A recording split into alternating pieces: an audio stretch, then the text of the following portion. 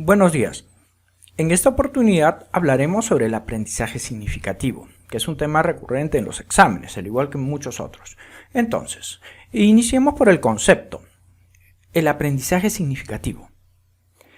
¿Qué es? ¿Cómo se da? ¿Cuándo? ¿En qué consiste? Bien, el aprendizaje significativo se da cuando una nueva información se relaciona con un concepto ya existente, por lo que la nueva idea podría ser aprendida si la idea previa se ha entendido de manera clara. Recordemos, la nueva idea es aprendida si la idea previa se aprendió de manera clara. Es decir, esta teoría plantea que los conocimientos estarán basados en los conocimientos previos que tenga el individuo o persona, ya sea que lo hayan adquirido en situaciones cotidianas, textos de estudio u otras fuentes de aprendizaje. Resumiendo, cuando relacionamos los conocimientos previos y el que se adquiere, se formará una conexión que será el nuevo aprendizaje, nombrado por Aswell como aprendizaje significativo. Ahora nos adentramos en la teoría de Aswell. ¿Qué es lo que dice Aswell propiamente dicho? Nos dice que la idea de aprendizaje significativo es la siguiente. El conocimiento verdadero solo puede nacer cuando los contenidos tienen un significado a la luz de los conocimientos que ya se tienen. Es decir, aprender significa que los nuevos aprendizajes conectan con los anteriores. No porque sean lo mismo, sino porque tienen que ver con estos de un modo que se crea un nuevo significado. El aprendizaje significativo se refiere a que el proceso de construcción de significados es el elemento central del proceso de enseñanza-aprendizaje. Es decir, el alumno aprende un contenido cualquiera cuando es capaz de atribuirle un significado. Por eso, lo que procede es intentar que los aprendizajes que lleven a cabo sean en cada momento de la escolaridad lo más significativo posible, para lo cual la enseñanza debe actuar de forma que los alumnos profundicen y amplíen los significados que construyen mediante su participación en las actividades de aprendizaje. Como estamos notando, es una de las principales razones por la cual siempre se nos pide contextualizar de acuerdo al entorno, de tal modo de que las actividades que llevamos adelante con los estudiantes sean significativas para ellos. Y consecuentemente, el aprendizaje será significativo. Por otra parte, Aswell también hace hincapié en la importancia del aprendizaje por recepción, en lugar de aprender por descubrimiento.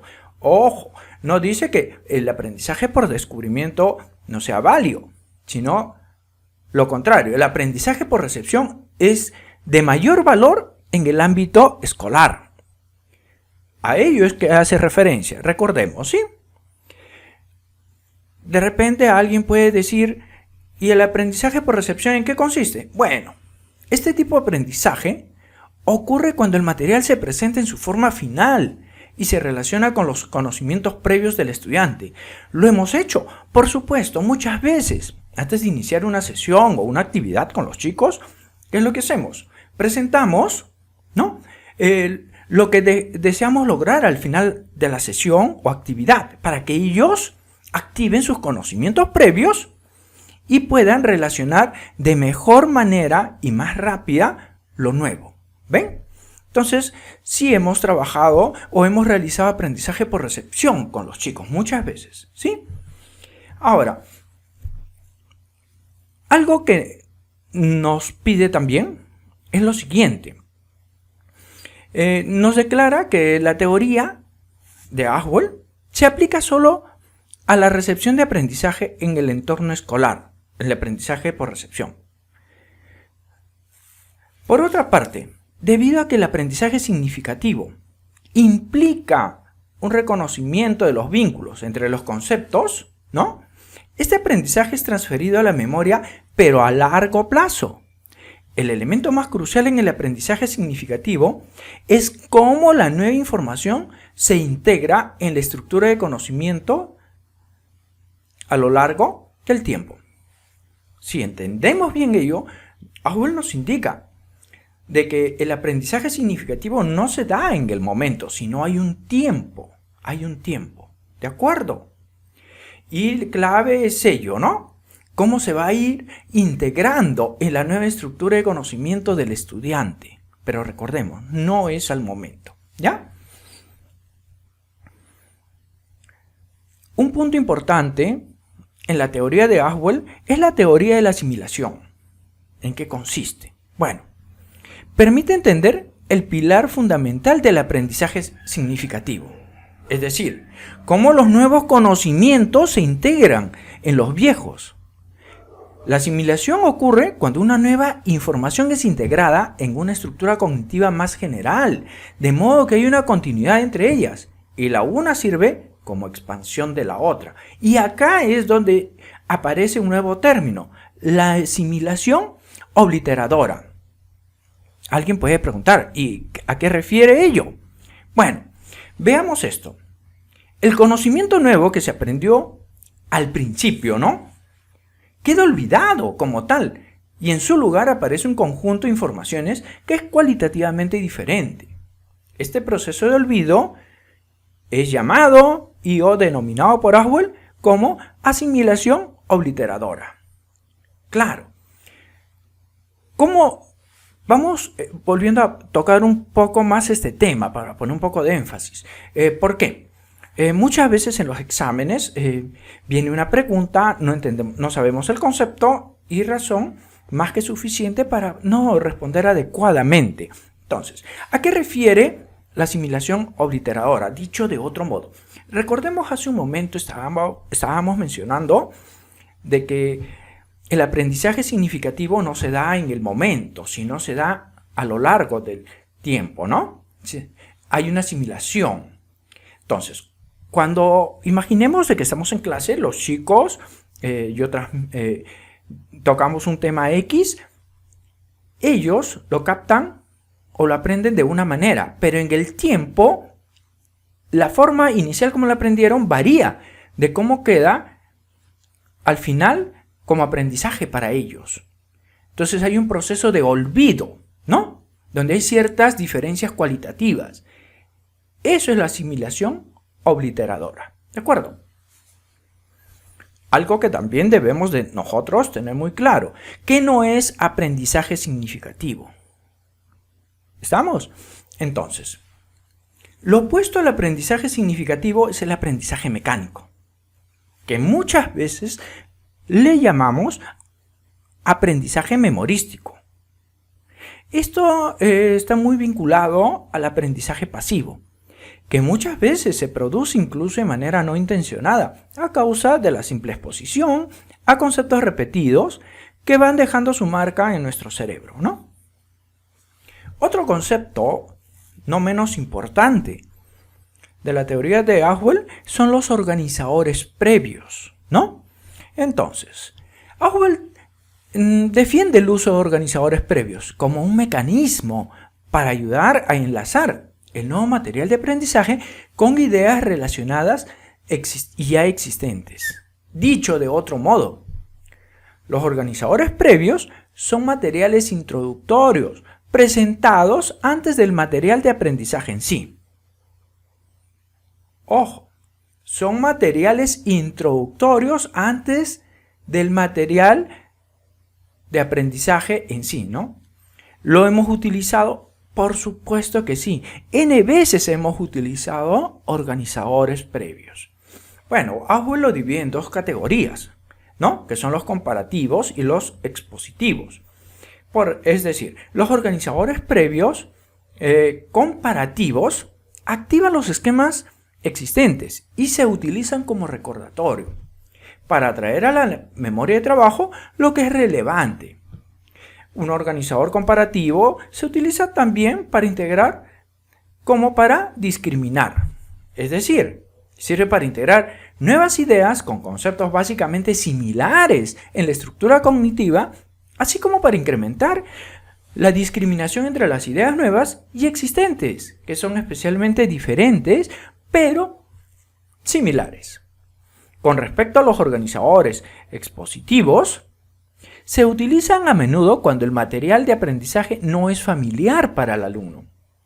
Entonces, ¿qué hacemos nosotros? Relacionamos lo que el alumno ya sabe con el material nuevo, de tal modo de que buscamos que el material desconocido sea o resulte más plausible para el alumno. Todo ello, recordemos, antes de iniciar la clase. Esa es la idea. Los organizadores previos es previo al inicio de la actividad y o sesión con los chicos. ¿De acuerdo? Entonces, veamos un ejemplo. Un maestro podría decirle a sus estudiantes que el objetivo de la lección es...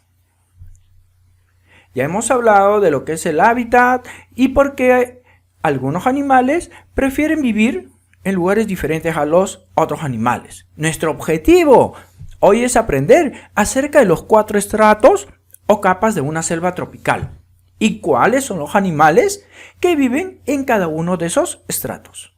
Como ven, el ejemplo, nosotros en nuestro día a día, en la interacción que tenemos con los chicos, lo hemos hecho muchas veces.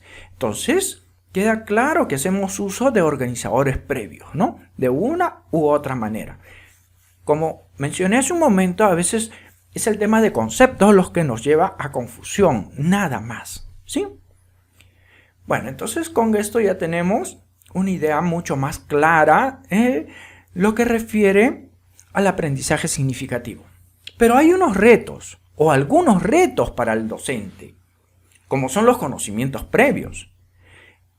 ¿Por qué? Porque es pero muy importante que el docente conozca el nivel de conocimiento de los alumnos, para así proponer un programa acorde, ¿no? Recordemos, los edificios se empiezan por los cimientos, por lo que sin la base adecuada sería imposible seguir avanzando. Muchas veces, al inicio del año escolar, tomamos una prueba de entrada. ¿Por qué y para qué? Casualmente, para ello se nos pide la prueba de entrada o la prueba diagnóstica en todo caso, para que nosotros como docentes sepamos, ¿no?, el nivel de conocimiento de los alumnos, sino cómo. Otro reto que nos queda para los docentes es la estructura, ¿no? Uno de los pilares fundamentales es la libertad del alumno. Sin embargo, es muy recomendable que el docente muestre algunas líneas de acción dentro de una plataforma tan amplia y con tantas posibilidades, para así clarificar el proceso de aprendizaje y lo que el alumno puede esperar de él. Dicho de otro modo, nosotros debemos de guiar el proceso de aprendizaje, ¿no? Somos los guías. No solo vamos a transmitir conocimientos, sino como parte de esta estructura, somos guías. Debemos de orientar a los chicos en el logro de los conocimientos, ¿no?, basado en los conocimientos previos que nosotros ya tenemos respecto al nivel de conocimiento de estos chicos. La motivación, más que importante. Sabemos y tenemos certeza de que el aprendizaje sucede cuando el alumno quiere aprender, no cuando el maestro quiere enseñar. En otras palabras, para que el aprendizaje significativo funcione, el alumno deberá tener una motivación intrínseca para querer aprender. Entonces, la tarea del maestro es motivar a los alumnos que no lo están antes de desarrollar la sesión y o actividad. Son los retos que en nuestro día a día debemos de sacarlo adelante. Finalizando, vamos a nombrar algunas características del aprendizaje significativo. 1. Los nuevos conocimientos se incorporan de forma sustantiva en la estructura cognitiva del alumno. ¿Por qué de forma sustantiva? Porque hay un proceso, ¿no? 2. El aprendizaje significativo se desarrolla a partir de 2 ejes elementales: la actividad constructiva y la interacción con otros. Lo sabemos. 3. El proceso mediante el cual se produce el aprendizaje significativo requiere una intensa actividad por parte del alumno, más que por parte del maestro, por parte del alumno. Es por ello que es más que importante la motivación de los alumnos y nosotros estar capacitados para poder motivarlos. 4.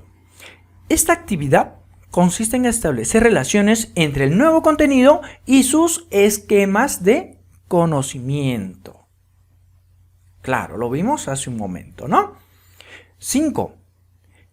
Todo esto se logra gracias a un esfuerzo deliberado del alumno por relacionar los nuevos conocimientos con sus conocimientos previos. Nuevamente hace referencia a la motivación de parte del estudiante. Todo lo anterior es producto de una implicación afectiva del alumno. Es decir, el alumno quiere aprender aquello que se le presenta porque lo considera valioso. ¿Cómo llegamos a ello? Contextualizando nuestras actividades. Ello es más que importante.